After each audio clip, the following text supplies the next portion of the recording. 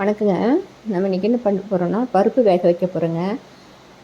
நம்ம குக்கர் எப்பவும் போல் விசில் வச்சு பருப்பு போட்டு குக்கரில் வச்சோன்னா, விசில் அடித்து விசில் இருந்ததெல்லாம் பருப்பு தண்ணியெல்லாம் வெளியே வந்து செவரு அடுப்பு எல்லாமே தண்ணியாக செதறி வச்சுருங்க.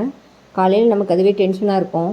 பாருங்கள், இப்படி பருப்பு போட்டுட்டு எல்லாம் போட வேண்டிய பொருளெல்லாம் போட்டுட்டு மேலே தண்ணியெல்லாம் ஊற்றின பின்னாடி மேலே வந்து ஒரு மெலிசான குழிவான தட்டு எடுத்து அப்படியே அந்த தண்ணி மேலே மிதக்க விட்டுட்டு நம்ம லிட்டு போட்டு விசில் போட்டு மூடி நம்ம அடுப்பில் வச்சிட்டோன்னா குக்கர் கொஞ்சம் நேரத்தில் விசில் வந்து ரொம்ப நார்மலாக விசில் வந்துடுங்க.